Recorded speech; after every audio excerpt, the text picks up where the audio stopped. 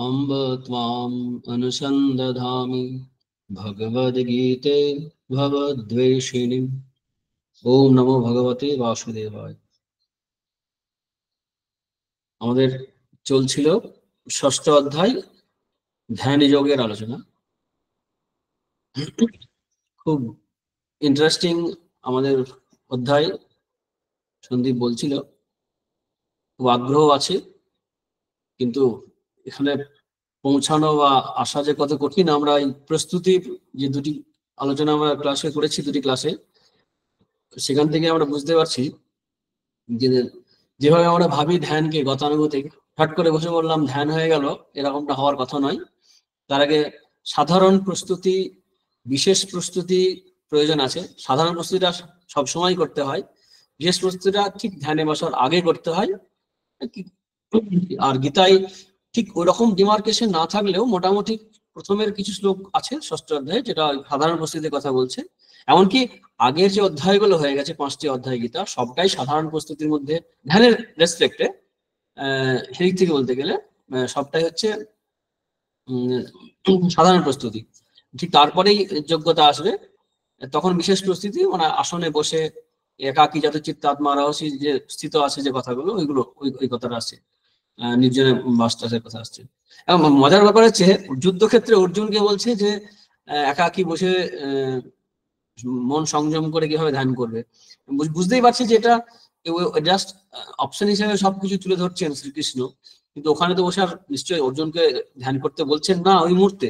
হয়তো যুদ্ধের পর হয়তো করতে পারে, কারণ বারবারই বলছেন তসমাৎ যুদ্ধায়, যুদ্ধের জন্য, যুদ্ধের জন্য যুদ্ধায় কথা নিশ্চয় তাছাড়া উত্তিষ্ট কোনতেও, কারণ ক্ষেত্র প্রসঙ্গ এসবগুলো আমাদের মাথায় রাখতে হবে। অর্জুনের ক্ষেত্রে না হলেও অন্তত অর্জুন পরে হয়তো করবেন বা কাজের মাঝে করতে পারবেন। এমনি সাধারণভাবে ধ্যানের কিছু অংশ, প্রাথমিক অংশ আমরা সবাই সবসময় জীবনে করতে পারি। আমাদের সবসময় ভালো লাগে না একভাবে একঘেয়ে কাজ করতে, একটু মনে হয় ধ্যান করি, চুপচাপ থাকি। কখনো ভাবে বুদ্ধির চর্চা করি, মানে জ্ঞানের অ্যাসপেক্টে বলি। কখনো একটু ভালোবাসা, স্নেহ, ভক্তি যে আছে আমাদের অন্তরে, তার প্রকাশ ঘটুক, সেটা ভক্তি মার্গ। আবার কাজ করি। এই 4 রকম বেসিক্যালি, এই 4টে ভাগ করা হয়েছে হিউম্যান ফ্যাকাল্টি, মানে আমাদের যে মানবীয় যে বৃত্তিগুলো আছে, 4টেই পড়বে। একটা হচ্ছে চুপচাপ মনটাকে শান্ত করার ইচ্ছা, ধ্যানের দিকে মন দেওয়া। এটা আমাদের থাকে, সবার মধ্যেই থাকে দৈনন্দিন জীবনে। তো সেক্ষেত্রে আমরা প্রাথমিক কিছু কিছু অভ্যাস করতে পারি।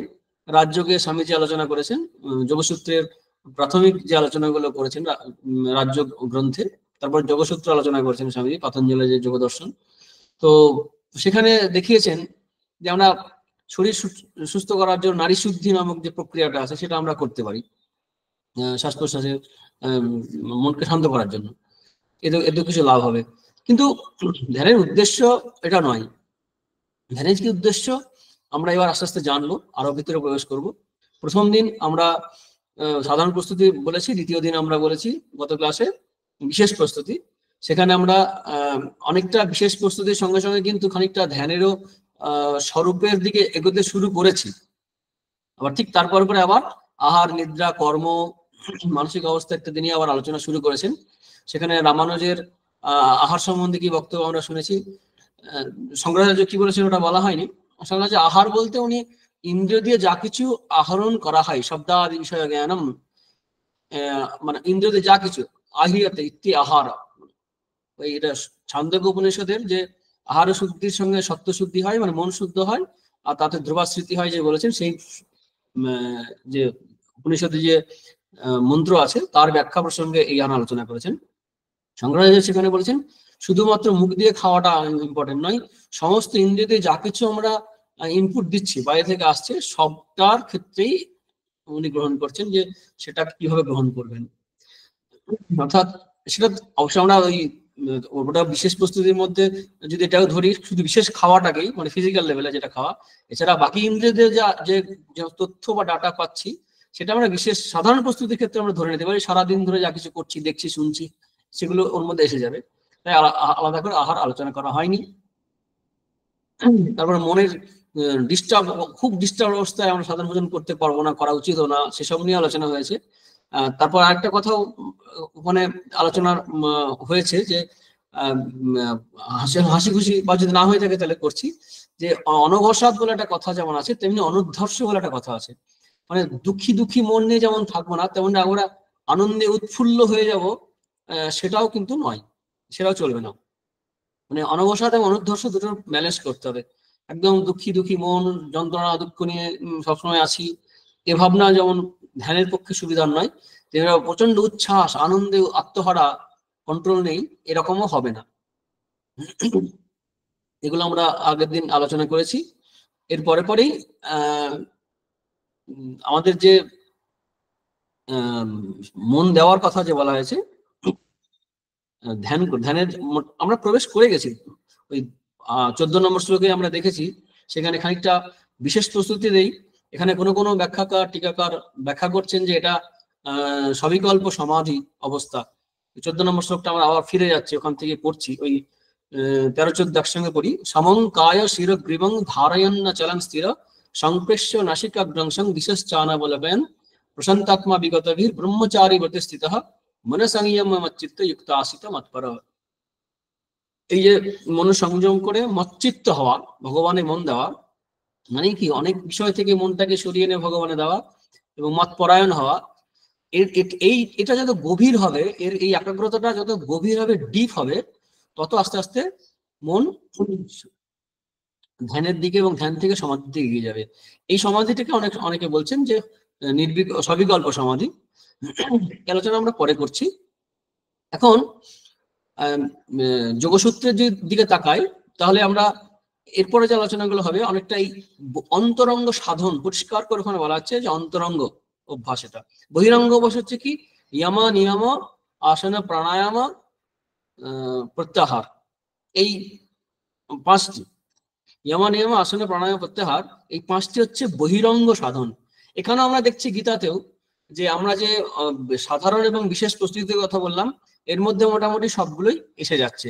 যে অন্যদিকে না তাকিয়ে, অন্য কিছু না ভেবে শুধুমাত্র মচ্চিত্ত হওয়ার কথা বলছেন ভগবান 14 নম্বর শ্লোকে। সেখানে এই প্রত্যাহারটা অটোমেটিক করতে হচ্ছে, অন্য বিষয়ে চিন্তা করা হচ্ছে না, পরেও আমরা পাবো। তো এটা হচ্ছে বহিরঙ্গ। তারপর অন্তরঙ্গ হচ্ছে তিনটি বিষয়। যোগসূত্রের কিছু কিছু অংশ বেদান্ত গ্রহণ করে, গীতাও গ্রহণ করেছেন। তবে গীতায় যে ধ্যানের প্রক্রিয়া বলা হয়েছে সেটা কিন্তু বেদান্তের অনুগামী। সেখানে দ্বৈত অদ্বৈত বিষয়তে সবই আসতে পারে যেভাবে আলোচনা আছে, কিন্তু সেখানে ব্যাখ্যাকাররাও বিভিন্ন আলোচনা করেন। কিন্তু যোগসূত্রে যেটা আছে সেটা একটু অন্য ধরনের আছে, কিন্তু ওর পদ্ধতিগুলো কিন্তু অনেকটাই এক, মিলে যাবে। দর্শনের ক্ষেত্রে বা আলটিমেট ট্রুথের ক্ষেত্রে, হয়তো ডিসকভারির ক্ষেত্রে বা আবিষ্কারের ক্ষেত্রে দুজনের একই নয়। ওখানে তিনটি বিষয় যে বলা হচ্ছে খুব খুব গুরুত্বপূর্ণ বিষয়, সেটা হচ্ছে কি ধারণা, ধ্যান আর সমাধি। ধারণা সম্বন্ধে বলতে গিয়ে যোগসূত্রে বলা আছে যে দেশবন্ধ চিত্তস্য ধারণা। দেশবন্ধ চিত্ত মানে হচ্ছে মনকে একটি বিষয়ে, চিত্তকে একটি বিষয়ে স্থির করে দেওয়া। তার আগে আমরা আলোচনা করেছি যে যোগস চিত্তবৃত্তি নিরোধ, চিত্তবৃত্তির নিরোধ, চিত্তে যে বৃত্তি উঠছে তার নিরোধকে বলা হয়েছে, তার স্টপ করে দেয় সম্পূর্ণ, সেটাকে বলা হচ্ছে বৃত্তি উঠবে না, সেটা হচ্ছে যোগ। এই নিয়ে ব্যাসদেব তার ভাষ্যে লিখেছেন এই চিত্তবৃত্তি নিরোধ বা দুই রকমের, সম্প্রজ্ঞাত অসম্প্রজ্ঞাত এই ভেদে দ্বিবিধ বলেছেন। কেউ নির্বিকল্প সবিকল্প বলে, যাই হোক। তো সেখানে আমরা কি দেখছি যে যখন চিত্তবৃত্তি নিরোধ হয়ে যায় তখন দ্রষ্টা স্বরূপে অবস্থান করে, তদা দ্রষ্টু স্বরূপ অবস্থানম। এই স্বরূপ নিয়ে একটু ফিলোসফিক্যাল আলোচনা হয়ে যাচ্ছে, তবু হোক প্রথম দিকে একটু। এই স্বরূপ নিয়ে বেদান্তের সঙ্গে যোগের বা সাংখ্যের একটু মতভেদ আছে। কিরকম মতভেদ আছে? বেদান্ত একমাত্র মানে অদ্বৈত বেদান্ত, এরা একমাত্র সচ্চিদানন্দ ব্রহ্ম আত্মস্বরূপ অদ্বৈত এই তত্ত্বই স্বীকার করে, দ্বিতীয় তত্ত্ব স্বীকার করে না। এবং অনেকগুলি যে আত্মা বা চৈতন্য সত্তা আছে, পুরুষ বলে এই শব্দে ওরা, আর প্রকৃতি বলে মানে মায়া, যেটা বেদান্তের সঙ্গে যদি মেলানো যায়, মানে মিলিয়ে আলোচনা করতে গেলে দেখতে পাবো, কিন্তু দুটি একই নয় যদিও। তো পুরুষ এবং প্রকৃতি এরা কিন্তু সবসময় থাকবে, পুরুষের সংখ্যাও অনেক, প্রকৃতি একটি। মুক্ত হওয়ার পর দ্রষ্টা অর্থাৎ এই পুরুষ নিজের স্বরূপে অবস্থান করবে, এমনকি প্রকৃতিও থাকবে, কিন্তু আর বাঁধবে না। আর এই মুক্ত অবস্থা হচ্ছে সুখের অবস্থা নয়, দুঃখ নিবৃত্তির অবস্থা, আনন্দময় অবস্থা নয়, যেটা বেদান্তে সচ্চিদানন্দ বা আনন্দের কথা বলছেন, আনন্দ স্বরূপ হবে, আনন্দ সমাধিস্থ অবস্থায় আনন্দ থাকবে, সবসময় আনন্দে থাকবে, এই ব্যাপারটা ওখানে বলা আছে।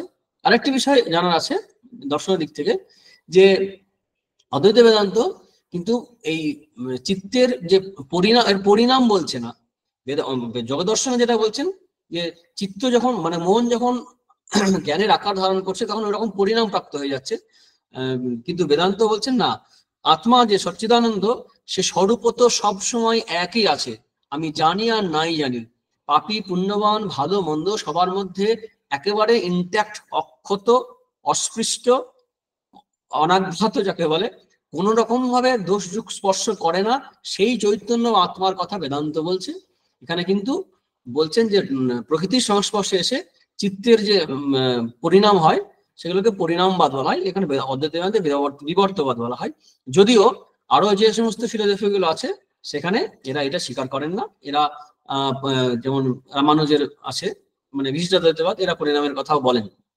এত দার্শনিক আলোচনায় না গিয়ে আমরা এই তিনটি বিষয়ে আলোচনা করি, তো তাতে বুঝতে পারবো যে আত্মজ্ঞান লাভ হলে বা ভগবান লাভ, দ্বৈতবাদের দিক থেকে ভগবান লাভ হলে সেখানে নিজের স্বরূপে অবস্থান করার সঙ্গে মোটামুটি মিলে যায়, যদিও যোগ দর্শনের সঙ্গে মিলছে না। তো সবচেয়ে বড় ইনস্ট্রুমেন্ট হচ্ছে সাধনার ক্ষেত্রে মন। এই মন নিয়েই হচ্ছে যত আলোচনা, যোগসূত্রে যেভাবে আলোচনা করছে সেটা হচ্ছে কি, যে মন চিত্ত, এই চিত্ত বিষয়ের আকারে আকারিত হয়ে জ্ঞান লাভ করে। যেমন করে আমরা ছবি তুলি, ছবি তুলে কি হয়, একটা ফোকাস করি, ফোকাস যেখানে হচ্ছে তারপর আস্তে আস্তে লাস্টে ফাইনাল ক্লিক করি, তো ওই আকারে ছবিটা আমাদের চলে আসছে। ঠিক তেমনি আমরা সমস্ত ইন্দ্রিয় দিয়ে আমরা জগতের বিষয়কে আমরা গ্রহণ করছি, বিষয় ওই আকার ধারণ করছে, তার সঙ্গে আমাদের একতা, একরূপতা, বৃত্তি সারূপ্যম যোগসূত্রে বলছেন যে স্বরূপতা সারূপ্য লাভ করছে, যার ফলে তার সঙ্গে একই রকম হয়ে যাচ্ছে, নিজের স্বরূপে থাকছে না। এটা হচ্ছে বেদান্তের মত। এখন যোগ দর্শনের মত। এখন এই বৃত্তির নিবৃত্তির জন্যই সাধন ভজন করার কথা, মানে যোগ সাধনার কথা বলা হচ্ছে। এর বহিরঙ্গ সাধনগুলো আমরা বললাম পাঁচটি। অন্তরঙ্গ সাধন হচ্ছে ধারণা, ধ্যান, সমাধি। ধারণা কি, কোনো একটি বিষয়ে, কোনো একটা বস্তুতে, মানে কোনো একটা স্পেস, দেশ বন্ধ চিত্তে, সেটাকে মনটাকে আটকে রাখা, চিত্তের একটি জায়গায় স্থির থাকা হচ্ছে ধারণা। সাধারণ অর্থেও তাই মনকে জাস্ট একটা জায়গায় ফিক্স করে রাখা, অ্যাটেনশনের ডিপ অবস্থা। এই ধারণা একাগ্রতা, ডিপ হলো একাগ্রতা, অ্যাটেনশন থেকে একাগ্রতা বলা যায়। একাগ্রতা খেয়াল রাখতে হবে, আমাদের মনের কিন্তু অসীম শক্তি আছে, এটা আমাদের যোগ দর্শনে খুব ভালো করে আলোচনা করা আছে। অসীম শক্তি কিরকম, সাধারণভাবে যদি বলি, আমাদের যে মন আছে, এই মনের যে অসীম ক্ষমতা, উদাহরণটা দিলে কিরকম হবে, যে যেমন আলো, এই যে আলোকরশ্মি এমনি সাধারণভাবে কিন্তু পাওয়ারফুল নয়, সূর্যের আলো যে আসে পেনিট্রেটিং পাওয়ারটা যেন নেই সেরকম, একটা সাধারণ কাপড়কে বা গামছাকেও ভেদ করতে পারে না। কিন্তু একে যদি ফ্রিকোয়েন্সি বাড়িয়ে দেওয়া যায়, অথবা অন্যভাবে বলা যায় ওর ওয়েভ লেন্থ কমিয়ে দেওয়া যায়, তাহলে এক্সরে যে হয় তার মাধ্যমে কিন্তু দেওয়াল কি শরীরের একদম ভিতরে ভেদ করে ছবি তুলতে সাহায্য করে, প্রবেশ করতে পারে ওই রে। আমাদের মনও এরকম অত্যন্ত পাওয়ারফুল একাগ্র না হওয়ার জন্য। আর এই একাগ্রতা এই ধারণার থেকে হতে পারে। একাগ্রতা হচ্ছে খুব ইম্পর্টেন্ট জিনিস। এই একাগ্রতা মানেই কিন্তু একাগ্র হয়ে গেলে, গভীরভাবে যখন একাগ্রতা হবে তখন তাকে ধ্যান বলা যাবে সাধারণভাবে। কিন্তু সব একাগ্রতা বা সব বিষয়ে মনোনিবেশ করাটাকে ধ্যান বলা হবে না। ধ্যান হতে গেলে, সাধারণভাবে বলতে গেলে, ভগবত বিষয়ক অথবা আত্মা, সচ্চিদানন্দ বা চৈতন্য যেভাবে দেখ না কেন, এই আত্মবিষয় করে তবেই সেটাকে ধ্যানের পর্যায়ে আমরা আলোচনা করতে পারি। তো ধারণা হচ্ছে কি, কোন একটি বিষয়ে মনটাকে ফিক্স করা, একাগ্রতার প্রথম অবস্থা। এটা আরো ডিপে হবে, সেটা কি একইভাবে চলতে থাকবে, তত্র প্রত্যয়ে একতানতা, যেটা যোগসূত্রে বলছেন যে সেখানে একবারে কোনো স্ট্রিম, একটা স্রোত যেন বয়ে যাচ্ছে, সেখানে কোনো ছেদ নেই, কোনো ব্রেক নেই, একভাবে একই জায়গায় মনটাকে স্থির করে রাখা হচ্ছে, প্রত্যয়ের একতানতা। তাহলে কি হলো, একটা হলো দেশ, একটা হলো কাল, মানে অনেকক্ষণ ধরে চলবে। এরপর হচ্ছে কি, অর্থ প্রকাশ করবে। অর্থ কি বলছেন? তদেব অর্থ মাত্র নির্ভাসন স্বরূপ শূন্যমেব সমাধি। সেখানে শুধু অর্থ প্রকাশ করবে, বাকি সবকিছু শূন্য, ভুলে যাবে, রিজেক্ট হয়ে যাবে। শ্রীরামকৃষ্ণের একটা কথা আছে, সমাধি বা ধ্যানের কথা বলতে গিয়ে উনি বলছেন যে জগৎ ভুল হয়ে যাবে, নিজের শরীর যে এত প্রিয় সেই শরীরও ভুল হয়ে যাবে। উনি প্রেমের সংজ্ঞা দিতে গিয়ে বলছেন। আর এই প্রেমের যা সংজ্ঞা দিয়ে, যে সংজ্ঞা আমরা পাই একদম আলটিমেট, ধ্যানের ক্ষেত্রে সেই একই হবে। অন্য কোনো বিষয়ে তার মন থাকবে না, শুধুমাত্র সেই বস্তুর বিশেষ আলাদা করে কোনো এ থাকবে না, একদম অর্থে তত্ত্ব। খুব অন্তরঙ্গ এগুলো আলোচনা, অন্তরঙ্গ সাধন সব আলোচনা করাও যায় না, নানান রকম মতভেদ আছে। কারণ যোগীর মনের যখন যে অবস্থা হয় সে অনুসারে বিভিন্ন যোগী, বিভিন্ন ঋষি তারা যা বক্তব্য লিখেছেন সে অনুসারে নানান গ্রন্থ তৈরি হয়েছে, তাই নিয়ে মতভেদ হয়ে গেছে। মতভেদ করার কিন্তু আদপে কিছুই নেই, কারণ মনের যে যে স্তর থেকে যে যা অনুভব করেছে সেটা লিখে গেছেন, তাতে অসুবিধা নেই। যখন কি বলে এটাই সত্য আর সব মিথ্যা, তখনই গন্ডগোলটা তৈরি হয়। তো এই তিনটি, এই ধারণা, ধ্যান এবং সমাধি, এই তিনটিকে একসঙ্গে যোগসূত্রে বলছে সংযম। আমরা যেভাবে সংযম বলি সেটা কিন্তু বলছে না, এটা আলাদাভাবে একটা টেকনিক্যাল ওয়ার্ড। সেটা কি? ত্রয়ম একত্রে সংযম, তিনটে মিলিয়ে সংযম বলা আছে। এই সংযম হচ্ছে কি, যেখানে আমরা মনটাকে স্থির করবো সে তার রহস্য উদ্ঘাটিত করে দেবে। যদি আমরা চন্দ্রে মন স্থির করি তাহলে নক্ষত্রের জ্ঞান হবে। যদি সূর্যে মন স্থির করি, সংযম করি, আমাদের গোটা জগৎ সংসারের জ্ঞান হবে। আবার যদি হাতিতে মন স্থির করে, হাতির বল বলে হস্তি দিনে, এরকম একটা সূত্র আছে, মানে হস্তি প্রভৃতির প্রতি যদি বস্তু করা, সেরকম যোগীর শরীর সেই বল তৈরি হবে। দূরের জিনিস শোনা, দেখা, এই সংযম এত পাওয়ারফুল জিনিস। এবং সংস্কারের দিকে যদি সংযম করে কেউ মন, সংস্কার সাক্ষাৎকার পূর্বজাতি জ্ঞান, তাহলে পূর্ব জন্মের জ্ঞান হবে। এগুলো সবই কিন্তু বিভূতির মধ্যে পড়ে, সিদ্ধির মধ্যে পড়ে, সিদ্ধায়ের মধ্যে পড়ে। অনু হয়ে যাবে, লঘু হয়ে যাবে, এসব আসে। এগুলোকেও ত্যাগ করার কথা যোগসূত্রে বলা হয়। এগুলো কেন আলোচনা করছে? এগুলো যোগ বিঘ্নর মধ্যে পড়বে। এগুলো সাধনার পথে এগুলো স্বাভাবিকভাবে আসে। যোগ সাধনা করতে গেলে এই নানা রকমের সিদ্ধায় সিদ্ধি যেগুলো বলে এগুলো আসে, এগুলোর প্রতিও স্পৃহা ত্যাগ করতে হবে। ওটা পরে কবে এগুলো আলোচনা করা হবে। তো এগুলো একটা সাধারণ আলোচনা। এবার আমরা শ্লোকগুলোর প্রতি আসি।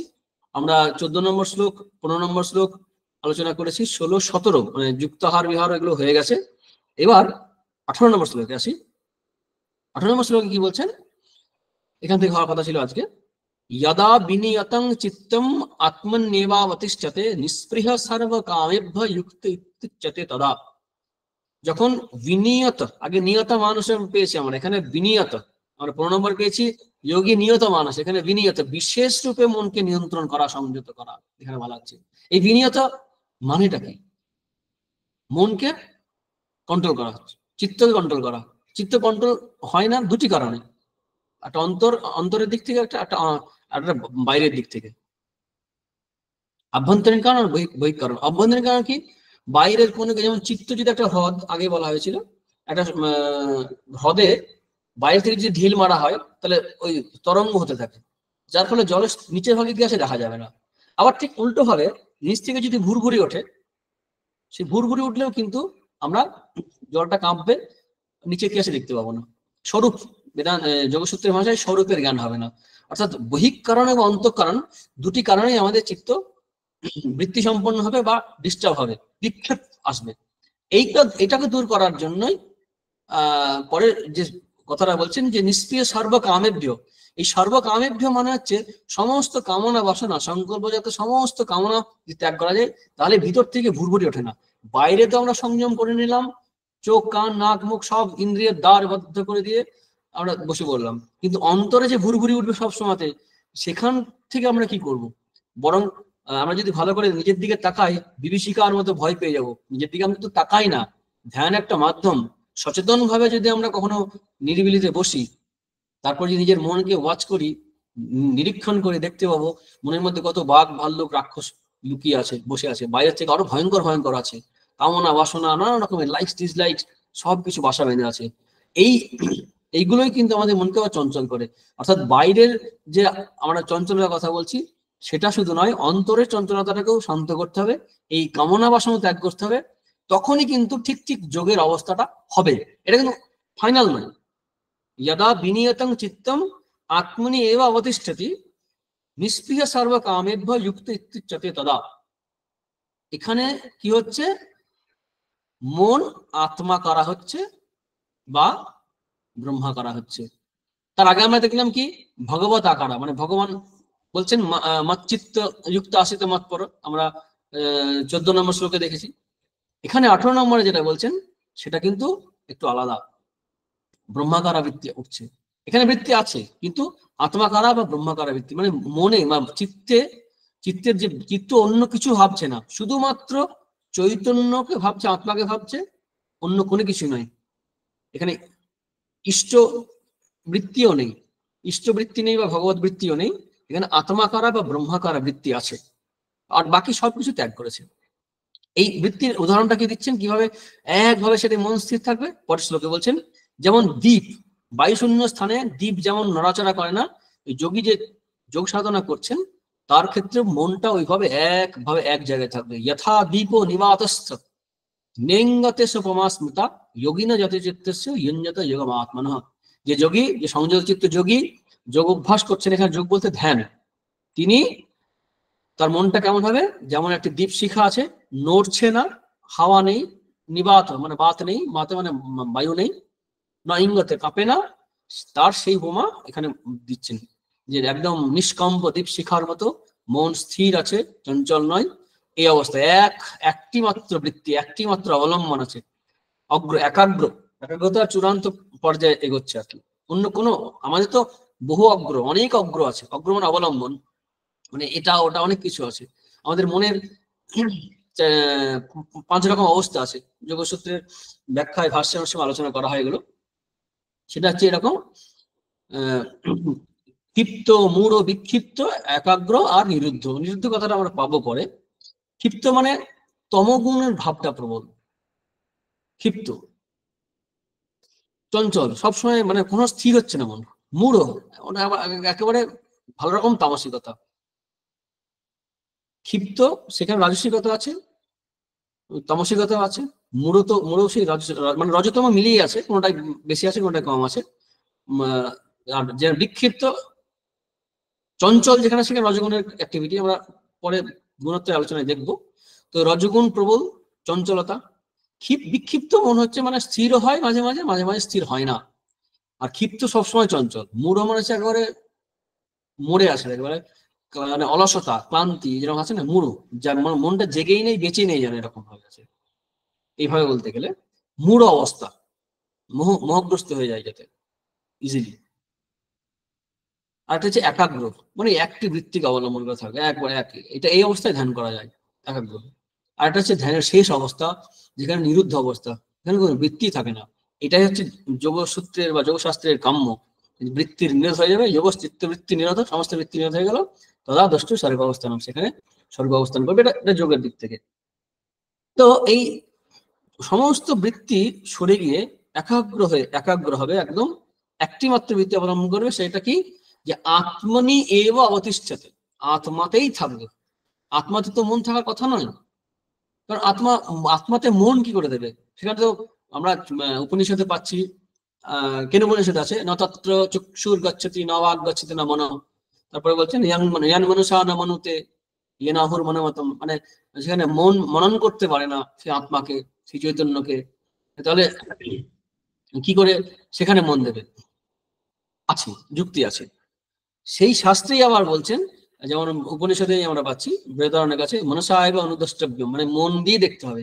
তারপরে কঠোপনিষদ আছে দৃশ্যতে ত্বজ্ঞায়া বুদ্ধিয়া সূক্ষ্ময়া সূক্ষ্মদর্শিনী, মানে অগ্রবুদ্ধি, সূক্ষ্ম বুদ্ধির দ্বারা, পিউরিফাইড শুদ্ধ বুদ্ধির দ্বারা দেখা যাবে। আসলে তখন মন আর মন থাকবে না, তত্র মন আমনা হওয়াতি। এই মন তার সমস্ত মনের যে নেচার সেটা নষ্ট করে আত্মার সঙ্গে যুক্ত হয়ে গেলে তখন আত্মার স্বরূপ পাবে, সে চৈতন্যের স্বরূপ পাবে, তখন এক হয়ে যাবে। শ্রীরামকৃষ্ণের সুন্দর একটি ভাষা ব্যবহার করেছেন, শব্দ ব্যবহার করেছেন, যে সেটা কি, যে শুদ্ধ বুদ্ধি শুদ্ধ আত্মা এক, শুদ্ধ মন শুদ্ধ আত্মা এক। শুদ্ধ অশুদ্ধ কেন হয়? এই বৃত্তিগুলোর দ্বারা, বাসনা বৃত্তি এইগুলো আমাদের মনকে চঞ্চল করে রাখে, যার ফলে জগৎ জুড়ে আমাদের মনটা ছড়িয়ে থাকে, অথবা ভিতরে বাসনা থাকে, সেগুলোর মধ্যে আমাদের মন ভাবতে থাকে, চিন্তা করে, কল্পনা করে, সংকল্প ওঠে। ভোগের যে স্মৃতি আছে, যে সুখের হয় সেটা পেতে চাই, দুঃখের হলে অ্যাভয়েড করতে চাই। এই বৃত্তিগুলো, স্মৃতিগুলো যেগুলো আছে সেগুলো আমাদের সবসময় চঞ্চল করতে থাকে। এই কারণে আমরা কখনো আমাদের মনটাকে স্থির করতে পারছি না। এই স্থির না করার জন্যই এই সমস্যাগুলো তৈরি হচ্ছে। অন্যথায় কিন্তু আমাদের মন বৃত্তিশূন্য যদি যদি করতে পারি, তাহলে আমাদের ওখানে যেতে কোনো সমস্যা হবে না, মানে চৈতন্যে যেতে। কারণ সেখানে মনের আর সেই চঞ্চলতা না থাকার জন্য মনের, আমরা সাধারণত মন বলতে মন মানে এরকম মন পাগল হবে, চঞ্চল হবে, এটা হচ্ছে মনের নেচার। স্বামীজি একটা সুন্দর উদাহরণ দিয়েছেন যে মনটা কেমন, সংক্ষেপে বলতে গেলে এরকম যে মন একটি যেন বাঁদর, সেই বাঁদরকে একটু স্বভাবত চঞ্চল, তারপর একটা বৃশ্চিক দংশন করেছে, আরো চঞ্চল হয়ে গেছে, একটু মদ্যপান করানো হয়েছে, আরো চঞ্চল হয়ে গেছে, একটি ভূত ঢুকে পড়েছে তার শরীরের মধ্যে, মানে তার চঞ্চলতার সীমা নেই। এটা হচ্ছে মনের অবস্থা, আমাদের মন সেরকম অবস্থা। তো এই চঞ্চল মন, মনের স্বভাবতই চঞ্চল, মন স্বভাবতই চঞ্চল, কিন্তু যখন এই মন শুদ্ধ হয়ে যাচ্ছে, বৃত্তি শূন্য হয়ে যাচ্ছে, এক বৃত্তি অবলম্বন করছে, তখন কিন্তু সেই চঞ্চলতা কমে যাচ্ছে, তাই মনের অমনত্ব হচ্ছে। আস্তে আস্তে একটা সময় আসবে খুব উঁচু অবস্থা, খুব উঁচু অবস্থা বা খুব অন্তরঙ্গ অবস্থা, সেখানে বৃত্তি থাকবে না, এই ব্রহ্মাকারা বৃত্তি বা ভগবত আকারা বৃত্তি, ইষ্টবৃত্তি, ইষ্টাকারা বৃত্তি হবে যখন, তখন ওই তন্মনস্ক হবে। অদ্বৈত বেদান্ত বলছে না, এর থেকেও ছাড়িয়ে যেতে হবে, এটাও বাহ্য অবস্থা। সেখানে বোধে বোধ করা, স্বস্বরূপে প্রতিষ্ঠিত হবে, সব প্রকাশ হবে সেখানে। প্রকৃতি, মায়া, এমনকি ওই ব্যাসভাষ্যে আছে যোগসূত্রে বিবেক খ্যাতি যেটা বলা হয়, তাও থাকবে না, বিবেক খ্যাতিও ত্যাগ করবে, একদম সব ত্যাগ করে স্বর্গে অবস্থান করবে। তো এই যে অবস্থায় যেতে চাই, তার পথে বাধাগুলো আমরা আলোচনা করলাম, যে এই মনের যে বৃত্তি, এই বৃত্তিটা হচ্ছে খুব ইম্পর্টেন্ট। উদাহরণটা কি? বিনিয়ত চিত্ত কিরম দেখলাম আমরা, যে বিনিয়ত চিত্ত হচ্ছে অন্তর এবং বাইরের দুটি যে বৃত্তি হচ্ছে, যে কারণে একটা হচ্ছে অন্তর থেকে হচ্ছে সংস্কার আছে, আর বাইরের দ্বারা যে বৃত্তি তৈরি হচ্ছে, সেই দুটিকেই স্তব্ধ করতে হচ্ছে, সমস্ত কামনা ত্যাগ করতে হচ্ছে, নিষ্ক্রিয় সর্বকামেভ্য। তার উদাহরণ পেলাম আমরা নিবাতস্থ দ্বীপের কথা, যেখানে বায়ু নেই, সেরকম এরকম যোগ প্র্যাকটিস করবেন। এর ফলে যেটা হবে, এই পরের শ্লোকে যেটা এতক্ষণ আলোচনা করলাম, এটা আছে যত্র উপরমতে চিত্তং নিরুদ্ধং যোগ সেবায়া যত্র চৈবাত্মনাত্মানং পশ্যন্যাত্মনিতুষ্যতি। এখানে হচ্ছে কি, এরা বিষয় আলোচনা মোটামুটি আমাদের হয়ে গেছে। মন ওখানে আমরা যদি আলোচনা করি, এখানে আমরা গোটা কত বিষয় পাবো, পরের পর কয়েকটা শ্লোকে আমাদের এগুলো আছে একদম ধারাবাহিক ভাবে। কয়েকটা বিষয় আমরা একসঙ্গে 20 নম্বর শ্লোক থেকে মোটামুটি 20, 21, 22, হ্যাঁ 23 নম্বর শ্লোক পর্যন্ত আমরা মোটামুটি 7-8টা বিষয় পাবো। সেখানে আছে কি কি আছে আমরা যদি দেখি, দেখবো যে চিত্তের উপরমতা, মানে চিত্ত উপরতি হচ্ছে, মানে সরে আসছে বিষয় থেকে। তারপরে আত্মসন্তুষ্টি, আত্মসন্তোষ, তারপরে দুঃখের নয় সুখের, আত্যন্তিক সুখ অনুভব করবে। তারপরে ওই তত্ত্ব থেকে সরে যাবে না, স্বরূপ থেকে সরে যাবে না। আর কি, এর চেয়ে বেশি কিছু আছে জগতের সুখ বা আনন্দের উৎস, সেটা তার মনে হবে না। আর গভীর দুঃখ থেকেও, কঠিন কঠিন দুঃখ থেকেও সে বিচলিত হবে না। দুঃখের যে সংযোগ, তার বিয়োগটাই হচ্ছে যোগ। মোটামুটি এই 7টি বিষয় এই 4টি শ্লোক আলোচনা করছে পরপর। এই শ্লোক 4টি একসঙ্গে পড়ছি। যত্র পরমতে চিত্তং নিরুদ্ধং যোগ সেবায়া যত্র চৈবাত্মনাত্মানং পশ্যন্যাত্মনিতুষ্যতি সুখম আত্যন্তিকং যত্তৎ বুদ্ধিগ্রাহ্যম অতীন্দ্রিয়ম ব্যক্তি যত্র ন চৈবায়ং স্থিতশ্চলতি তত্ত্বতঃ যং লব্ধা চাপরং লাভং মন্যতে নাধিকং ততঃ যস্মিন স্থিত ন দুঃখেন গুরুণাপি বিচল্যতে তং বিদ্যা দুঃখ সংযোগ বিয়োগ যোগ সংগীতম শনিশ্চয়ন যক্তব্য যোগ নির্বিন্ন চেতসা। লাস্টের একদম শেষ শ্লোকের শেষ অংশটুকু অন্য আছে। বাকি এর মধ্যে আমরা এই লক্ষণগুলো পাচ্ছি, যে যোগস্থিত অবস্থায় লক্ষণ বা স্বরূপ কি যোগের, ধ্যানের স্বরূপ। আমরা আজকের ক্লাসে আলোচনা করছি ধ্যানের যে স্বরূপ কি, সেই ধ্যানের স্বরূপ এখানে পরিষ্কার করে বুঝতে পারছি। কি, যেখানে চিত্তের উপরম হচ্ছে মন উঠে যাচ্ছে জগৎ সংসার থেকে, প্রত্যাহার হয়ে যাচ্ছে, তারপরে মাঝখানে যেটা আছে, আমরা এই সংযমের কথা বলেছিলাম, ধারণা, ধ্যান, সমাধি, সেই অবস্থার কথা বলা হচ্ছে।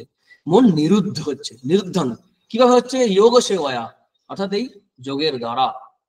সেবায় মানে প্র্যাকটিস, যোগের অভ্যাস করে দ্বারা। আর সেখানে কি হয়? যত্রচ এব আত্মানা আত্মানং পশ্যতি, মানে আত্মাদা আত্মাকে দেখা। এখানে আত্মাদা আত্মাকে দেখা মানে স্বস্বরূপে প্রকাশিত হওয়া। আর সেখানে সেখানে আত্মসন্তুষ্টি আসছে। তার সন্তুষ্টির জন্য, আনন্দের জন্য বাইরের কোনো কিছুতে যাওয়া দরকার নেই, যেটা পরে আরো পরিষ্কার করে বলছেন যে 3 নম্বর পয়েন্ট, যে সুখ, আত্যন্তিক সুখ লাভ করবে। মানে এই সুখ কিন্তু সাধারণ সুখ নয়, আত্যন্তিক সুখ। আত্যন্তিক সুখ মানে কি? এর চেয়ে বেশি সুখ আর হতে পারে না, হাইয়েস্ট সুখ। আর এই সুখ কিন্তু বুদ্ধি গ্রাহ্য নয়, সরি, বুদ্ধি গ্রাহ্য কিন্তু ইন্দ্রিয় গ্রাহ্য নয়, অতীন্দ্রিয়। আগে আলোচনা করে দিলাম যে বুদ্ধির গ্রাহ্য, বুদ্ধির কেন হবে না? কারণ তত্র বাঘ মন চক্ষু কিছু যায় না। এমন গীতায় আছে বুদ্ধে পরম, 3য় অধ্যায় দেখেছি, বুদ্ধিরও পারে চৈতন্যের অবস্থান, সেটা আমরা বলা আছে।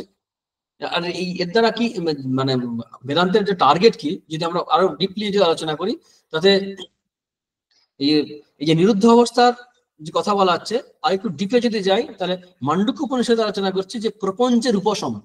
কি বলছেন? প্রপঞ্চ উপশমং শান্তং শিবম অদ্বৈতং চতুর্থং মন্যন্তে আত্মা সবিজ্ঞেয়। মানে সমস্ত প্রপঞ্চের উপশম হবে এখানে। এই প্রপঞ্চ মানে এই জগৎ সংসার, জগৎ সংসার যেটা আছে, এই জগৎ সংসারে সম্পূর্ণ নিবৃত্তি ঘটবে, কিছু থাকবে না। শান্তম, উপরমতের মধ্যে একদম চূড়ান্ত উপরমন যাকে বলে, কিছুই থাকবে না, একবার আত্মচৈতন্য। সবিজ্ঞ স আত্মা, সে আত্মা সবিজ্ঞ, মানে সে আত্মাকে জানার কথাই বলা হচ্ছে। সেখানে একদম স্বরূপে প্রকাশিত হবে। সেখানে ইন্দ্রিয় গ্রাহ্য কিছু থাকবে না, কারণ ইন্দ্রিয়ের এবং ইন্দ্রিয়ের বিষয় দুটিরই অবস্থান থাকছে না, কিছু থাকছে না। বুদ্ধি গ্রাহ্য কিরকম বুদ্ধি? শুদ্ধ বুদ্ধি, যেটা আলোচনা করা হলো। অবাঙ্গনস্য গোচরম বটে, কিন্তু অশুদ্ধ মন অশুদ্ধ বুদ্ধির অগোচর, কিন্তু শুদ্ধ মন শুদ্ধ বুদ্ধির গোচর। সাধনার দ্বারা সূক্ষ্ম এবং শুদ্ধ যে বুদ্ধি তৈরি হয়েছে, শুধু সূক্ষ্ম নয়, সূক্ষ্ম বুদ্ধিতে ভয়ঙ্কর বিপদ আপদ আনতে পারে, কিন্তু শুদ্ধ বুদ্ধি হলে পারে। কারণ ধ্যান একটা খুব পাওয়ারফুল মেথড, জানিয়ে রাখা ভালো। যে রাবণ থেকে শুরু করে অসুরেরাও দেখেছি আমরা অত্যন্ত ধ্যান ট্যান করে মনে কাকা ঘুরে নানান রকম শক্তি অর্জন করতে পারছে, কিন্তু তার প্রয়োগ কিন্তু খুব নেগেটিভ আকারে হয়েছিল। শক্তির ক্ষেত্রে তাদের পার্থক্য ছিল না দেবতার সঙ্গে এদের, অসুরদের, কিন্তু এর শুদ্ধতার পার্থক্য ছিল, সূক্ষ্মতার নয়। এই সূক্ষ্ম বলতে গিয়ে বুঝে নিতে হবে যে শুদ্ধ বুদ্ধি। তাই এই শুদ্ধ বুদ্ধি, সূক্ষ্ম বুদ্ধি, সংস্কৃত বুদ্ধি সাধনার দ্বারা, সেই বুদ্ধি যা বুদ্ধির যে বৃত্তি, সেটা যেন প্রায় হারিয়ে ফেলবে চৈতন্যের কাছে গিয়ে। সেই মনও ঠিক সেরকম, তত্র মন আমানো হওয়াতে, সেখানে মনও সেখানে তার সংস্কার নিয়ে আর যাবে না। সেই মন আর বুদ্ধির দ্বারা এই সুখ বা আনন্দ লাভ করবে। এখানেই বলে রাখি, যেটা আমরা আলোচনা করছিলাম, যে সুখের অবস্থা কিন্তু মুক্তির অবস্থা, যেটা যোগ দর্শনে বলে যে না, দুঃখ নিবৃত্তির অবস্থা সুখের অবস্থা নয়। আর এখানে স্থির, আমরা একদম সাধনার চরম পর্যায়ে গেলে, মন স্থির হয়ে গেলে আর এখান থেকে এই আত্মা থেকে মন সরে যাবে না। কিন্তু সাধারণের ক্ষেত্রে অনেক সময় বিচলন ঘটে, যদি না সেই অবস্থায় পৌঁছে যায়। একবার এরকম তোতাপুরীর সঙ্গে কথা হচ্ছে, শ্রীরামকৃষ্ণের অদ্বৈত সাধনার গুরু। তো হচ্ছে প্রতিদিন আপনি তো সিদ্ধ হয়েছেন, তবু কেন সাধন করেন? তো তখন ওই পিতলের ঘটি দেখে বলছেন, এটা দেখেছো চকচক করছে? বলছে হ্যাঁ, কেন? নিত্য আমি মাজি, পরিষ্কার করি, তাই পরিষ্কার থাকে। তাই প্রত্যহ ধ্যানাভ্যাস না করলে পরে মন মলিন হয়ে যেতে পারে। তো শ্রীরামকৃষ্ণ বলেছেন, যদি সোনার লোটা হয়, সোনার পিতলের নয়, যদি সোনার হয় পাত্রটা, লোটা, তাহলে তো বলছে হ্যাঁ, কিন্তু সেরকম পাওয়া যায় কিরকম? কারণ সেরকম অধিকার বা সেরকম মন খুব কম জনে পাওয়া যায়। সেখানে দেখা যায় যারা যোগী সিদ্ধ হয়েছেন, তারাও কিন্তু রেগুলার নিয়মিত এই ধ্যান অভ্যাস করেন। ধ্যান অভ্যাস করা মানে মনের এই যে সংশোধনটা সবসময় হবে, সবসময় ওই ঘটি মাজার মতো বা লোটা মাজার মতো হতে থাকবে। কিন্তু যদি সেই অবস্থায় পৌঁছে যায়, সেই অবস্থায় যদি পৌঁছানো যায়, দেখা যাবে সেখান থেকে জীবন মুক্ত অবস্থা যেটা বলা হয়, সে অবস্থায় গেলে কিন্তু আর মন সেখান থেকে সরে যাবে না। আমরা বেদান্তের আলোচনা করছি, গীতার আলোচনা করছি। তো সেই আত্যন্তিক সুখ লাভ করলো মানে তার জীবন মুক্তি সুখ প্রাপ্তি হচ্ছে। সেই জীবন মুক্ত অবস্থায় যে সুখ, সেই সুখ সে পাচ্ছে। তখন কিন্তু তার আর মন সরে যাবে না। সাধারণ অবস্থায় যেতে পারে, সিদ্ধ অবস্থায় আর যাওয়ার কথা নয়। আর কি পরের একটি বৈশিষ্ট্য আমরা বলছিলাম ধ্যানের ক্ষেত্রে, যে যে যে যে অবস্থা লাভ করলে পরে আর এর চেয়ে বেশি কিছু থাকতে পারে মনে হবে না, মানে হাইয়েস্ট, একদম নির্বিকল্প সমাধি লাভ হয়ে যাচ্ছে, অসম্পর্কগত সমাধি যেটাকে বলা হয়। ইয়ং লব্ধা চাপরং লাভং মন্যতে না দিগন্তত ইয়স্মে স্থিত না দুঃখেনে গুণাভি চল্লতে। এখান থেকে ভয়ঙ্কর দুঃখ আর কাবু হবে না। এমনকি কোন কোন ব্যাখ্যাকার টিকাকার বলেন শস্ত্রপাত, অর্থাৎ যদি অস্ত্রের দ্বারা কেটে দেয় এরকম, তাতে দুঃখ হবে না। এরকম ঘটনা আছে। তুরিয়ানন্দজি মহারাজ, স্বামী বিবেকানন্দের গুরু ভাই একজন, তিনি তারা তাদের জীবনে আমরা দেখেছি যে মনটা যখন তুলে নিচ্ছে, শরীরের অস্ত্রোপচার হচ্ছে, তখন তাদের কষ্ট বা দুঃখ হচ্ছে না। এটা যৌগিক বল বলা হয়, কিন্তু মনটা আসলে সরিয়ে নিচ্ছে ওখান থেকে, শরীরে থাকছে না। যাই হোক না কেন, ব্যাখ্যা হচ্ছে এরকম যে যেখানে অবস্থায় গেলে কোনো দুঃখই তাকে আর স্পর্শ করবে না সে অবস্থায়। আর এখানে আরেকটা কথা বলি, যে অনেক টেকনিক্যাল কথা হয়তো ব্যবহার হচ্ছে, তাতে যেন আমরা ঘাবড়ে না যাই, সব গুলিয়ে যেতে পারে। আসলে গোলাবার কিছু নেই।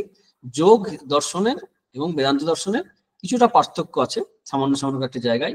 বেসিক্যালি ওই অবস্থায় পৌঁছাতে আমাদের সবারই প্রায় একই জিনিসই কমন যেগুলো আছে, সব দর্শনে, সব আলোচনায়, সবাচার্য যা বলেছেন, বেসিক্যালি আমাদের সবগুলোই 19 শব্দের শুধু মারপ্যাচ। আসলে ওই মন সংযমের ব্যাপারটা ইম্পর্টেন্ট। তারপরে উঁচুতে অবস্থায় গেলে তখন আবার ভেদাভেদ আছে। তো এই শব্দের মারপ্যাচে আমাদের ভয় পাওয়ার কিছু নেই। তারপরে আমরা আবার একই রকম পাচ্ছি যে তং বিদ্যা দুঃখ সংযোগ বিয়োগং যোগ সঙ্গীতম। এর দ্বারা বুঝতে পারছি যে জগতে সুখ নেই। ভগবান গীতায় আর অন্য জায়গায় বলবেন অসুখম লোকম, অনিত্যম অসুখম লোকম নবম অধ্যায় আছে। অনিত্যম অসুখম লোকম মানে জগতের সুখ নেই এবং অনিত্য। আর এখানে সেটাই যেন আমরা পাচ্ছি অন্যভাবে, যে তং বিদ্যা দুঃখ সংযোগ বিয়োগং যোগ সঙ্গীতম। এখানে যোগের একটা সংজ্ঞা দিচ্ছেন কিরকম, যে দুঃখের সংযোগ তারই বিয়োগকে যোগ বলে জানবে। তং বিদ্যাত কি দুঃখ সংযোগ বিয়োগ, ঘুরিয়ে বলা আর কি, দুটো না দিয়ে আর কি। দুঃখ সংযোগের যে বিয়োগ সেটা হচ্ছে যোগ। এই অবস্থা দুঃখকা সংযোগ যে হয়, দুঃখের যে সংযোগ সেটা আর থাকবে না, অর্থাৎ দুঃখ হবে না। এই অনিত্য সংসারে, এই জগৎ সংসারে যে দুঃখ দেয়, এই দুঃখ দেবে না। তাহলে এই মোটামুটি 7টি বিষয়ে আমরা যোগের স্বরূপটা বুঝতে পারলাম, যে চিত্ত বা মন উপরে, মনের উঠে আসবে জগৎ সংসার থেকে এবং আত্মাতে নিবিষ্ট হবে, আত্মসন্তুষ্টি লাভ করবে এবং আত্যন্তিক সুখ লাভ করবে, সেখান থেকে সরে যাবে না। আর এর চেয়ে বেশি কিছু আছে বলে জগৎ সংসারে মনে হবে না। ইয়াং লজ্জা চাপা এবং অত্যন্ত কঠিন কঠিন দুঃখেও তার মন বিচলিত হবে না। আর দুঃখের যে সংযোগ, সেখান থেকে বিযুক্ত হওয়াটাই হচ্ছে যোগ। এখন এরপরে হচ্ছে কি, এই যোগ প্র্যাকটিস করতে গিয়ে আমাদের মধ্যে ফার্স্টেশন আসতে পারে। সেই জন্য শ্রীকৃষ্ণ বলছেন স্বনিশ্চয়না যক্তব্য যোগ অনির্বিণ্ণ চেতসা। এখানে একটা বুদ্ধি এবং মনের দিক থেকে একটা সংকল্প নিতে হবে, যে না, আমি এই অনির্বিণ্ণ চেতসা, একটা সুন্দর শব্দ। নির্বেদ মানে হচ্ছে খুব কষ্টের এটা ওটা সে না হওয়া দরকার নেই, এই কষ্টের অভ্যাস দরকার নেই। আর কোন একটা অভ্যাস করতে গেলে খুব ইজিলি, খুব একদিনে হয় না, কঠিন। এখানেও সে যোগসূত্রে আছে, শতু দীর্ঘকাল নৈরন্তর্য সৎকারা সদিত দৃঢ় ভূমি। কোন একটা অভ্যাস তত্র যত্নস্থিত অভ্যাস, ততস্থিত যত্ন অভ্যাস, মানে কোন একটা জায়গায় যত্নের সঙ্গে প্রযত্ন, মানে চেষ্টা চালিয়ে যেতে হবে দৃঢ়ভাবে, নিরন্তর, ধারাবাহিকভাবে, দীর্ঘকাল, তখন সেটা অভ্যাসে পরিণত হবে। আর এই মনকে সংযত করে মানে মচ্চিত্ত মতপরায়ণ হওয়া যেমন সহজ নয়, এটা তো আরোই কঠিন। আত্মাতে একদম কোনো অবলম্বন থাকছে না, একমাত্র আত্মাকার বা ব্রহ্মাকার ভিত্তি। একটা সময় ব্রহ্ম উপলব্ধি, পরে আমরা শ্লোক পাবো, সেখানে ব্রহ্ম জ্ঞান, ব্রহ্ম সাক্ষাৎকার এবং তার বুদ্ধিত অবস্থা, ব্রহ্মজ্ঞান থেকে ওঠার পর জগৎ সংসারের প্রতি তার দৃষ্টিভঙ্গি হবে, সেই আলোচনাগুলো পরে পরে আছে। এখানে কি বলছেন, যে এই সংকল্প, এই বিশ্বাস রাখতে হবে যে আমি সিদ্ধি লাভ করবো, আমি সাধনে সিদ্ধি লাভ করবো, উইদাউট গেটিং ফার্স্ট্রেটেড। কোনোরকমভাবে হতাশা না এসে সাধন ভোজন করে যাওয়ার কথা এই শ্লোক, অর্ধ শ্লোকে বলছেন। স্বনিশ্চয় যক্তব্য যোগ অনির্বিণ্ণ চেতসা। এটা মুখস্থ রাখলে ভালো, বরং সেটা সেই যোগ স্বয়োগ নিশ্চয় যক্তব্য, স্বনিশ্চয় যক্তব্য স্বয়োগ, এই যে পরে আসে যোগ অনির্বিণ্ণ চেতসা। অনির্বিণ্ণ চেতসা মানে একদম ফার্স্ট্রেটেড না হয়ে বিশ্বাস রেখে। অ্যাকচুয়ালি আমাদের অনেক সময় বিশ্বাসই করি না, সেই কারণে আমাদের সমস্যাটা হয়। একটি সুন্দর কথা আছে শ্রীরামকৃষ্ণের কথায়, যে তিনি বলছেন সম্ভবত নরেন দত্তকেই বলেছিলেন স্বামীজিকে বা অন্য কাউকে, মনে হচ্ছে নরেন দত্তকে, যে তুমি যদি জানো, একজন চোর যদি জানে যে পাশের ঘরে সোনা আছে বা টাকা পয়সা আছে, সে কি রাত্রে পাশের ঘরটায় আসে জানে, রাত্রে কি ঘুমোতে পারবে? তার মন সবসময় ছটফট করবে, কখন ওটাকে আমি নিজের করে নেব। তো আমরাও যদি বুঝি এই জগতে এই ধ্যানের দ্বারা, ভক্তির দ্বারা, জ্ঞানের দ্বারা, যাই হোক না কেন, যে সেই আমরা চির শান্তির যে আত্যন্তিক সুখ যে লাভ করব, সেই বোধ বা সেই বিশ্বাস যদি, সেই নিশ্চয় যদি ডিসিশন যদি আমাদের স্ট্রং করে নিই, তখন কিন্তু কোনো বিঘ্নই বিঘ্ন বলে মনে হবে না। তো ওটা কোনোভাবে আমরা পেতে যাইবো তখন। আসলে আমরা আমাদের জীবনের এই গুরুত্বপূর্ণ তত্ত্বকে আমরা গুরুত্বই দিই না, জাস্ট ফেলে রাখি, হবে হবে, তাও ঠিক নয়। আসলে আমরা ওটাকে বিশ্বাসই করি না, মানি না, জানি না, আমাদের বিশ্বাসও নেই সেরকম। সেই বিশ্বাসটা যদি আমাদের অন্তরে একবার এসে যায় যে হ্যাঁ, এতে আমাদের সব সুখ সব আনন্দ আছে, তখন কিন্তু আমাদের মধ্যে ফ্রাস্ট্রেশনটা আসবে না, এবং ওর লাভ করে আমার টার্গেট, যেটা আমাদের কঠোপনিষদে আছে, উত্তিষ্ঠত জাগ্রত প্রাপ্য বরান নিবধত। উত্তিষ্ঠত জাগ্রত, ওঠো জাগো, প্রাপ্য বরান, মানে সেরকম বরণীয় আচার্যদের পেয়ে আত্মদত্ত নিবধত, নিজেকে জানো। পথ কঠিন, সুরস্য ধারা নিশিতা দুর্গম পথস্তয়া কবয় বদন্তি। খুরির ধারার রেজারের উপর দিয়ে হেঁটে যাওয়ার মতো কঠিন পথ, কিন্তু উপায় আছে, সেটা বললেন পরিষ্কার করে। স্বনিশ্চয় বক্তব্য যোগ অনির্বিন্ন চেতসা। এই শ্লোকটা দ্বারা মোটামুটি আমাদের যোগের স্বরূপের আলোচনা অনেকটাই হয়ে গেল। এরপরেও কিছু কিছু আলোচনা আমরা পাবো, যেখানে আমরা দেখতে পাবো যে সেখানে বলছেন কিছু কিছু বিষয় যেগুলো আমরা পড়ি। ওই মনের যে চঞ্চলতা আসছে, বিরক্তি আসছে, এগুলো, এবং এটা আরো বেশি ক্লিয়ার করবে যে আলোচনাগুলো হলো। মোটামুটি স্বরূপের আলোচনা একরকম হয়ে গেল, ধ্যানের স্বরূপের, এবং ধ্যান থেকে ওঠার পরে জগৎ সংসারের প্রতি দৃষ্টিভঙ্গি হবে, তার আলোচনাগুলো পরে শ্লোকে আছে। পরের শ্লোকে কি বলছেন, যে সংকল্প প্রভবান কামন ত্যক্ত্বা সর্বনাশেষত মনসৈরেন্দ্রিয় কামং বিনিয়ম্য সমন্ততঃ শनै শনৈর উপরমেদ বুদ্ধ্যা ধৃতি গৃহীতয়া আত্মসংস্থ মনঃকৃত্বা ন কিঞ্চিদপি চিন্তয়েৎ। আবার আলোচনা করছেন সাধনার ক্ষেত্রে, এবং সেটা আমরা দেখতে পাবো যে সংকল্প প্রভবান কামান, আমাদের কামনাগুলো আমরা প্রথম দিকে আমরা এই অধ্যায় পেয়েছি, নাহি আসন্নস্ত সংকল্প যোগী হতে কশ্চন। সেখানে কিন্তু যোগী শব্দ অর্থ আলাদা, কর্মযোগী। এখানে কিন্তু ধ্যানের কথা বলা হচ্ছে। তো এই সংকল্প থেকে আমাদের সমস্ত কামনা জন্মায়। আমরা দ্বিতীয় অধ্যায়ে দেখেছি, ধ্যায়তে বিষান সংগস্তে শুভ জায়গাতে আসক্তি জন্মায়। এই আসক্তি আছে, আমাদের সংস্কার আছে, স্মৃতি আছে, যার থেকে সংকল্প হতে থাকে আমাদের মনের মধ্যে, জিনিসটা পেতে ইচ্ছা হয়, সেখান থেকে কামনা তৈরি হচ্ছে। এগুলোকে অশেষত সর্বান অশেষত সম্পূর্ণরূপে একদম ত্যাগ করতে বলছেন। সংকল্প প্রভান কামন ত্যাক্তা সর্বান অশেষত। সামান্যতম বাসনা, সামান্যতম সংকল্পজাত কামনা রাখলে চলবে না। এটা গেল মনের দিক থেকে। আরেকটা কি, এই মনের দ্বারা কিন্তু ইন্দ্রিয়কেও সংযম করতে, অর্থাৎ আমরা আগে আলোচনা করেছি, সেখানে বিস্তৃত আলোচনা করবো না এখানে, যে দম, সম আর দম, এখানে বলছেন মনসা এবং ইন্দ্রিয় গ্রামং বিনিয়ম্য সম্বন্ধত, সমস্ত ইন্দ্রিয়গুলোকে মনের দ্বারা সংযত করা বলছে। এখন মন তো চঞ্চল হবে, হ্যাঁ হবে, শনাই শনাইয়ের উপর হবে বুদ্ধাধৃতি গৃহীতা। মন চঞ্চল যে হবে এটা স্বাভাবিক, ধরেই নিচ্ছে, কিন্তু তাড়াহুড়ো করা দরকার নেই। ধৈর্যের সঙ্গে, ধৃতি একটা শব্দ আছে, আমরা পরে পাবো ধৃতি কথা। এই বুদ্ধি এবং ধৃতি, বুদ্ধিয়া ধৃতি গৃহীতয়া, এই ধৈর্য ধরে বুদ্ধি ঠান্ডা মাথায় ধীরে ধীরে এই অভ্যাস করতে হবে। আর কি, আত্মসংস্থান মনোকৃত্য, বুঝতে পারছি এখানে আমরা, এখানে আত্ম বলতে অনেক সময় ব্যাখ্যা করে যে পরমাত্মার কথা বলছে, ভগবানের কথা বলাচ্ছে। আবার যারা অদ্বৈতবাদে ব্যাখ্যা করেন তারা বলেন না, সচ্চিদানন্দ আমার নিজের যে স্বরূপ আত্মা, সেই স্বরূপের কথা বলা হচ্ছে। তো সেই তার চিন্তা করে অন্য কোনো চিন্তা করবে না। এমনকি বলা হচ্ছে যে খুব উচ্চ অবস্থায় গেলে এই একাগ্র বৃত্তির দ্বারা একমাত্র ভগবানের চিন্তা করছে, মহাত্মা চিন্তা করছে, সেই বৃত্তিও কিন্তু নাশ হবে, সেই বৃত্তিও থাকবে না। কারণ আমি ধ্যান করছি, এই বোধটা তো থাকে, সেখানে একটা ডিফারেন্স থাকে। অর্থাৎ ধ্যান নামক যে ক্রিয়া, সেখানে কিন্তু দুটি জিনিস থাকছে, একটা হচ্ছে ধ্যাতা, একটা ধ্যেয়। অর্থাৎ আমি ধ্যান করছি, আমি ধ্যাতা, আর হচ্ছে ধ্যেয় অর্থাৎ একটা ধ্যানের বস্তু আছে, একটা অবজেক্ট আছে। এই যে অবজেক্ট এবং সাবজেক্ট আছে, এই অবজেক্ট এবং সাবজেক্ট এটাও চলে যাবে, এই অবস্থাটাই বলা হচ্ছে নির্বিকল্প সমাধি, সম্পর্কগত সমাধি, নানান টেকনিক্যাল শব্দ ব্যবহার করছেন। তো এখানে হচ্ছে আত্মসংস্থান মনোকৃত্য, মানে মন এটা স্পন্টেনিয়াস হবে, এরকম নয় যে জোর করে আবার ধ্যান করবে, স্বাভাবিক হয়ে যাবে। এখানে একটা পার্থক্য, যে যেখানে স্বরূপে অবস্থান করতে গিয়ে যোগের দ্বারা, যোগসূত্রে আছে, যোগের চিত্তবৃত্তি নিরোধ করলে তবে স্বরূপে অবস্থান করবে দ্রষ্টা বা আত্মা বা চৈতন্য বা পুরুষ। এখানে বেদান্ত বলছে না, সব সময়তেই স্বরূপে আছে। চেঞ্জ যেটা হচ্ছে, পার্থক্যটা হচ্ছে কি, চেঞ্জটা হচ্ছে কোথায়, মনের ক্ষেত্রে। চিত্তে চঞ্চলতার জন্য আত্মা চঞ্চল মনে হচ্ছে বা আমার নিজেকে চঞ্চল মনে করছি, কিন্তু আত্মা বা চৈতন্য সচ্চিদানন্দ কখনোই চঞ্চল নয়, স্থির আছে। যেমন আমরা ট্রেনে যাওয়ার সময় দেখি না, বাড়িঘর গুলো যাচ্ছে, আসলে বাড়িঘর স্থির আছে, আমরা যাচ্ছি। তেমনি এই চিত্তের চঞ্চলতার জন্য আমাদের স্বরূপের বা নিজেকে চঞ্চল বলে মনে হয়।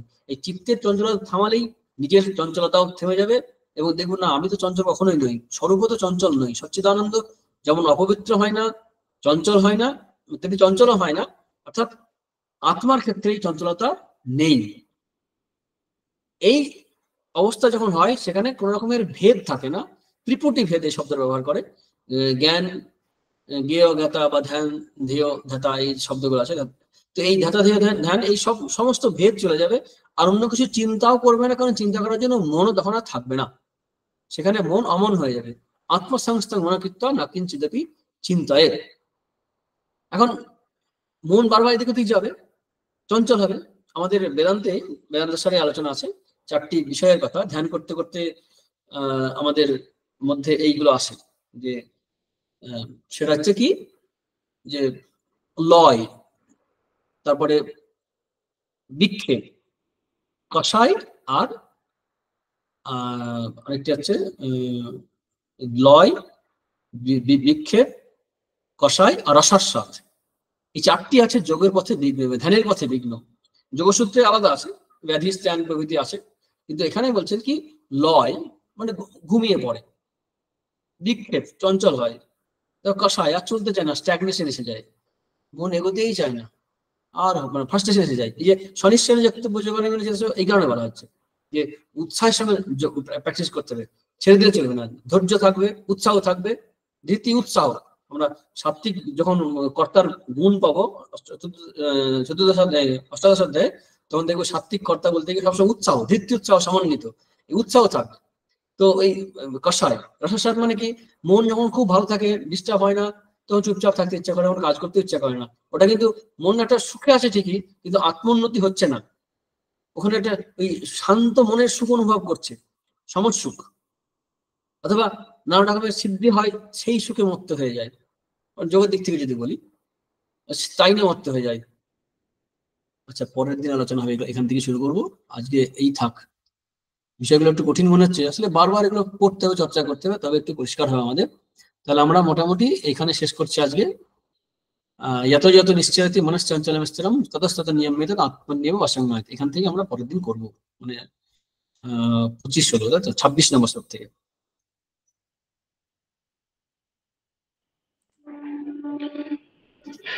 আমরা অত্যন্ত একটা সুগভীর জটিল একটা বিষয় মহারাজ এত সুন্দরভাবে বোঝালেন এবং বিশ্লেষণ করলেন, আরো শুনতে ইচ্ছা করছিল। যাক, মহারাজ আজকে এখানে রেখে দিলেন। তো আজকের আলোচনার প্রসঙ্গভূত যদি কারোর প্রশ্ন থেকে থাকে বা জিজ্ঞাসা থেকে থাকে বা আগের দিনের আলোচনার প্রসঙ্গভূত, তাহলে আমরা এখন মহারাজকে প্রশ্নগুলো জিজ্ঞেস করে নিতে পারি।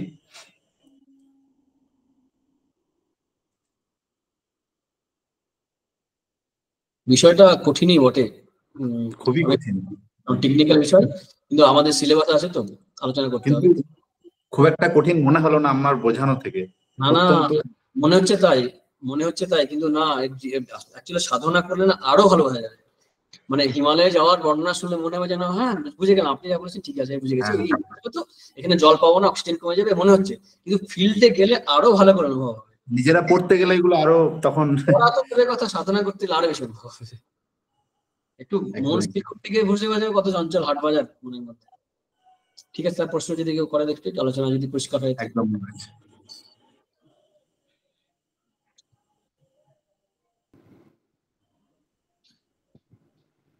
টেকনিক্যাল বিষয় আলোচনা করলাম, টেকনিক্যাল বিষয়ে শব্দগুলো ব্যবহার করলাম কারণ এগুলো অনেক শুনবে তো আলোচনা করতে গিয়ে, সেখানে বলে রাখলাম যদি সেখান থেকে কোনো প্রশ্ন থাকে আমরা আলোচনা করতে পারি, সবাই মিলে অংশগ্রহণ করতে পারি। ঠিক আছে, হ্যাঁ কে প্রশ্ন করছিল একজন? হ্যাঁ মহারাজ, আমি। হ্যাঁ প্রণাম মহারাজ। মহারাজ আমার ধ্যানযোগ বিষয়ে ভালো লেগেছে, তবু যত শুনছি ততই মনে হচ্ছে যেন গভীর গভীরে পড়ছি আর কি। হ্যাঁ, সহজও লাগছে আবার কঠিন লাগছে এরকম। তো আমার মহারাজ একটা প্রশ্ন আছে যে সাধারণ আমরা যারা সাংসারিক মানুষ তাদের ক্ষেত্রে এই গীতার ধ্যান যোগকে অবলম্বন করে ধ্যান একেবারে শুরুটা কিভাবে করবো আমরা, স্টার্ট কিভাবে করবো? না সাধারণত কি হয়, এমনি এমনি জেনারেলি মানে দুটি প্র্যাকটিস আমরা করতে পারি নিত্যদিনের। এটা আমি গীতার সঙ্গে সরাসরি যুক্ত নাই, কিন্তু এই প্রশ্নের উত্তর অনুসারে বলছি যে দুটি বিষয় আমরা করতে পারি। যে কাজকর্ম করা হয়ে গেলে যদি দুবার করি আর কি, বা সকাল সন্ধ্যে বা রাত্রে যখন হোক না কেন, নিজের সময় মতো, টাইমটা ফিক্স করা দরকার নেই, কিন্তু করতে হবে, এটা ফিক্স করতে হবে সারাদিনের মধ্যে কোনো এক সময়। সেখানে এই খাওয়া দাওয়ার ক্ষেত্রে যে আমরা আগের দিন আলোচনা করেছি, কন্ট্রোল করা, লাইফস্টাইল একটু ব্যালেন্স করা, যাতে সারাদিনে মনটা একটু ভালো জায়গায় থাকে, সেটা মনটাকে নজরে রাখতে হবে। একটা বাচ্চা ছেলেকে যেমন খুব বাচ্চা হলে বেশি মাকে মনে রাখতে হয়, আগুনে হাত না দেয়, পড়ে না যায়, পোকামাকড় মুখে না ঢুকিয়ে নেয়, সেটা খেয়াল রাখি। ঠিক অতটা না হলেও এর চেয়ে বেশি রাখলে ভালো, যে মনটা কোথায় যাচ্ছে, কি করছে না করছে, এটা সারাদিনের মধ্যে একটা হালকা খেয়াল রাখতে হবে 24 ঘন্টার মধ্যে, আর ভালোভাবে ইনপুট গুলো দিতে হবে। এবার হচ্ছে এই প্রশ্নের উত্তর সরাসরি দিনের মধ্যে একবার বা দুবার যদি বসি, প্রথমেই ভাবা দরকার সারাদিনে কি করলাম না করলাম, ভুল করেছি ঠিকও করেছি, নিজের অ্যাক্টিভিটির দিকে যদি তাকায় তাহলে মনটা খানিকটা বুঝতে পারবো ভুল ত্রুটিগুলো কি হচ্ছে না হচ্ছে, এবং অনেকটাই মনটা সংযত হয়ে আসবে। এবার যদি আমরা ভগবানে বিশ্বাস করি, কোন নিশ্চয়ই কোন একটা ভগবানের রূপকে বিশ্বাস করি, যদি সেক্ষেত্রে বিশ্বাস করি তখন তার কাছে প্রার্থনা করা মনের এই সমস্যাগুলো দূর করার জন্য। এবার তারপরে যদি দীক্ষাতি হয়ে থাকে গুরু নির্দিষ্ট পথে ধ্যান করা, জপ করা, যদি না হয়ে থাকে তাহলে সেই বিশেষ মূর্তি যেটা আমার ভালো লাগে ছবি, সেই বিষয়টাকে মন স্থির করার চেষ্টা, ধ্যান করা। এছাড়া জ্যোতির ধ্যান করা যায়, অন্তরে আছে নানা রকম সব আজকাল মেডিটেশন করে, তাতে অসুবিধা নেই, কিন্তু মাথায় না, হৃদয়ে, বুকে, গলাতেও না, উপরে না, মানে বুকের পেটেও না, উপরে বুকে, হৃদয়ের মধ্যে ধ্যান করা। কারণ মন স্থির করার উপায় শুধুমাত্র কিন্তু এই নয়, মানে একমাত্র প্রাণায়াম করছে এমন না। কারণ যোগসূত্রে অনেক অপশন দেওয়া আছে, বিতরাগ বিষয় বা চিত্ত, মহাপুরুষদের পবিত্র চিত্ত মহাপুরুষ যারা আছেন, সে হতে পারে আচার্য বা অবতার, তাদের ধ্যান করলে পরে মন স্থির হয়। বিশ্বকা বা জ্যোতিষ্মতি, এটা আছে ঈশ্বর প্রণিধানাৎ বা ভগবানের কাছে প্রার্থনা, তার শরণাগত হয়ে ঈশ্বর প্রণিধানের দ্বারা হতে পারে, নানান উপায় আছে। যার ক্ষেত্রে যেটা সুবিধা হবে, মানে স্থির জায়গায় বসে আমার নিজের মনটাকে একটু ওয়াচ করা, কি করেছি না করেছি, ভালো মন্দ কি আসে না করছি, কি করছি, আমার কি করা উচিত, এই দোষ দুটি নিজের কাছে ধরা পড়বে। এটা এটা খুব দৈনন্দিন জীবনে খুব কাজে লাগবে, এটা অনেক ভুল সংশোধনে আসবে। কারণ যদি কেউ যদি আমার ভুল ধরে কিছু বলে, সে যদি আমার সমবয়স্ক বা জুনিয়র হয়, আমার রাগ হতে পারে, দুঃখ হতে পারে, কিন্তু নিজের কাছে নিজের ভুল ধরা পড়বে, সেখানে নির্মম বিচারকের মতো দাঁড়াতে হবে এবং উকিলের মতো নির্মম, মানে আমি কি করেছি লোকে জানবে না, লোকে জানবে আমি ভালো, এখানে দোষ ত্রুটিগুলো ধরা পড়বে, কমতে থাকবে। এবার এগুলো যত কমে যাবে, এবং এই যে গীতা তো আমরা ক্লাস করছি, করতে করতে আমার যে অ্যাটিটিউড তৈরি হবে, এবার আস্তে আস্তে একটা বিষয়ে মন স্থির করতে হবে। এই জগৎ সংসারে সবকিছু আছে, কিন্তু ওই এক বাদ দিলে যেমন শূন্যগুলো, মানে 1000 বা 1,00,000 1 কোটি পরে যেমন সবগুলো শূন্যগুলো শূন্যই হয়ে যায়, আর যদি এক থাকে তার সমস্ত শূন্যগুলো পূর্ণ শূন্য, শূন্য শূন্য নয় আর কি, কিন্তু এক সরে গেলে সব শূন্য হয়ে যায়। তেমনি যদি মাঝখানে যদি ওই আমার মনটাকে ভগবতমুখী বা আত্মমুখী করতে পারি, তাহলে আমি দৈনন্দিন কাজের মধ্যে, সম্পর্কের মধ্যে, সবকিছুর মধ্যে একটা ব্যালেন্স থাকবে। এই জগৎ সংসারে সবই ভগবানের, তাদের সংস্পর্শে আসছি, দুঃখ যদি দিয়ে থাকেন তাই দিচ্ছে। আমরা আলোচনা করবো কিছু কিছু বিষয়, যে ধ্যানে বসে মন চঞ্চলালে কি করা যায়। তো চঞ্চল হচ্ছে মন, মানে মন মনে কোনো বিষয় ভাবছে, তো তো ঠিক আছে, মনকে বিষয় দাও, বিষয়টাকে চেঞ্জ করে দাও, বিষয় দেবো কিন্তু বিষয়টা চেঞ্জ হবে। সেটা কি, মন হয়তো চিন্তা করছিল হয়তো কোনো কেকের বা মিষ্টির বা কোনো ব্যক্তির, সেখানে ভগবানের দিয়ে দেওয়া হবে, যে ভগবানের চিন্তা করো, এবং ভগবানের চিন্তা করতে গিয়ে ভগবান চঞ্চল মনে থাকবে না, ঠিক আছে, ভগবান একটা মূর্তি কল্পনা করলাম, সেখানে আমার দুঃখের কথা বলতে শুরু করলাম, আমার এই আজকে এই হয়েছে এই হয়েছে এই হয়েছে। অথবা আমি নিজে ফুল টুল বাগানে, কোনো মালে আমাকে তাড়াবে না, যার তার বাগানে ঢুকে যাবো মনে মনে, সেই ফুল তুলে এনে ভগবানের পায়ে দিচ্ছি, গলায় মালা তৈরি করে দিচ্ছি। অনেক সময় ওই একটা বৃত্তি এনে ওইটাকে চঞ্চলতাটাকে কমিয়ে আনা, এইভাবে আমরা এগোতে শুরু করি। সাধারণত প্রাথমিক ক্ষেত্রে এই অভ্যাসগুলো করা যেতে পারে। ঠিক আছে? হ্যাঁ মহারাজ, খুব সুন্দর, ভালো লাগলো। প্রণাম।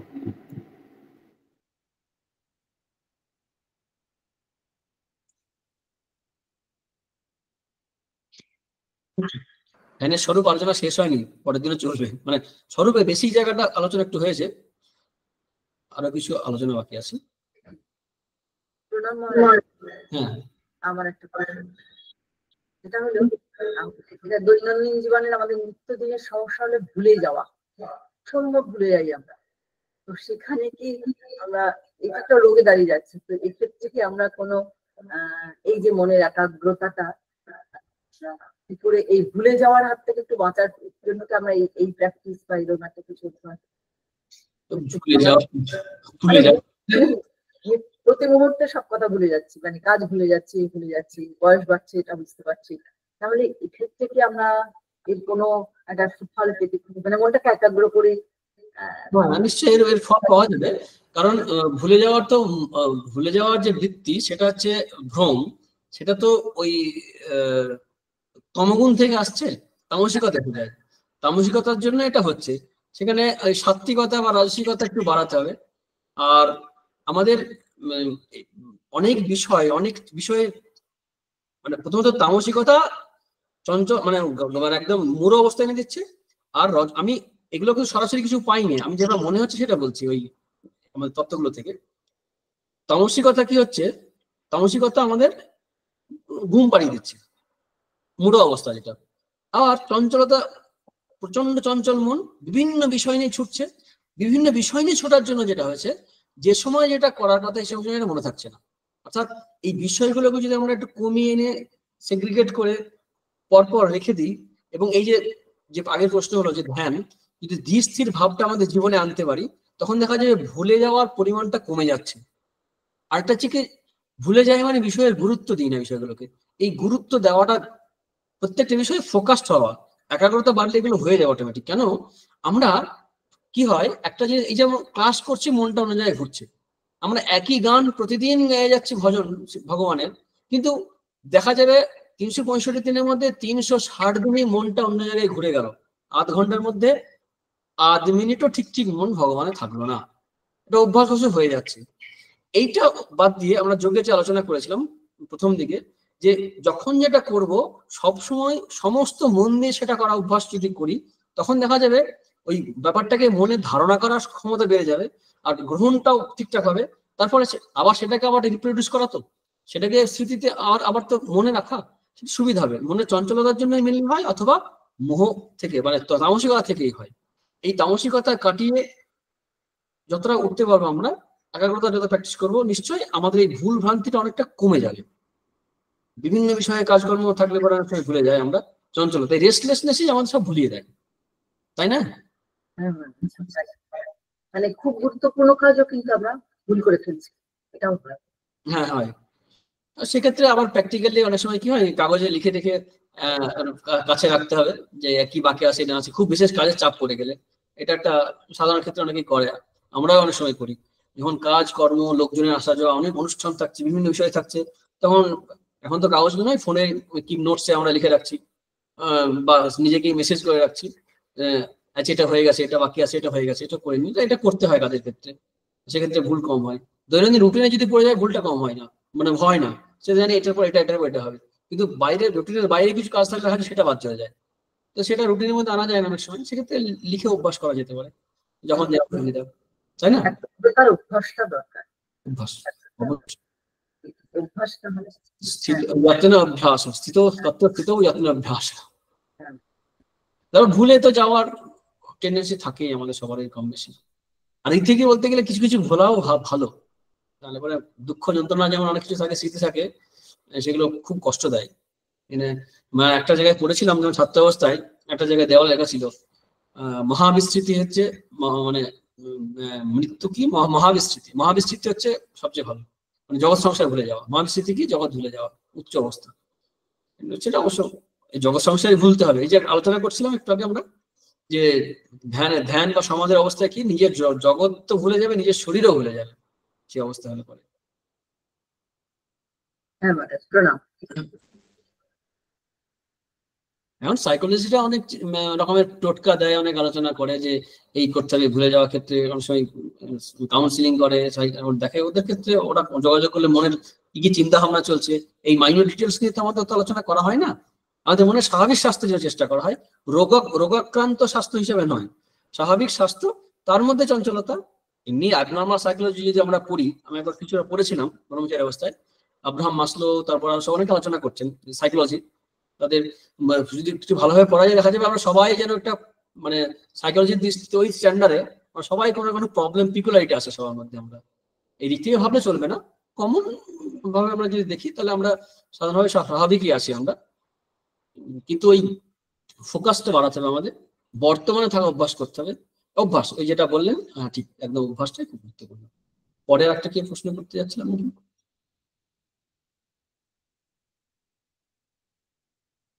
না হলে থাক নাকি?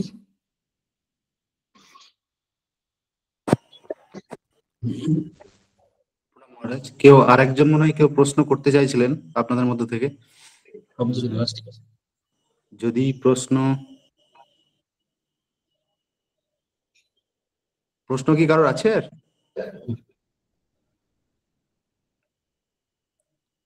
মহারাজ মনে হয় সম্ভবত আর প্রশ্ন নেই। ঠিক আছে, এই প্রশ্ন মানে আসবেও ঠিকই, কিন্তু এই বিষয়গুলো বেশ জটিল আছে, আমি স্বীকার করছি। একদমই তাই। খুব মানে আর কিছু কিছু শব্দ আছে এগুলো আমাদের কোন জন্মে কখন কোন সময় আমাদের জীবনে আসবে জানি না, এরকম অবস্থা আছে। তারপর টেকনিক্যাল টার্ম আছে, তত্ত্ব আছে, এই শব্দগুলো একটু একটু আলোচনা করা হয়েছে, তো এটা ভাবতে হবে, পড়তে হবে, শুনতে হবে। এখন তো তোমরা রেকর্ড করছো, আবার শুনতে পারবে, আলোচনা করতে পারবে, নিজে বই পড়তে পারবে। একদম মহারাজ, এতক্ষণ আমরা মহারাজের মানে ধ্যান যোগের উপর অত্যন্ত মানে খুব ভালো লাগছিল, খুবই ভালো লাগছিল, এক কথায় মানে অসাধারণ। তো আমরা সবাই মহারাজের আলোচনা উপভোগ করলাম এতক্ষণ ধরে। তো এতক্ষণ আমাদের সঙ্গে যারা উপস্থিত ছিলেন তাদের প্রত্যেককে গীতা বিনিশ্চয় গ্রুপের পক্ষ থেকে আন্তরিক ধন্যবাদ জানাই, এবং মহারাজকেও সশ্রদ্ধ প্রণাম এবং আন্তরিক কৃতজ্ঞতা জানিয়ে আজকের ক্লাস এখানেই শেষ করার জন্য অনুরোধ জানাই। প্রণাম মহারাজ। ওম শান্তি শান্তি শান্তি, হরি ওম তৎসৎ। শ্রীকৃষ্ণার্পণমস্তু। নমস্কার।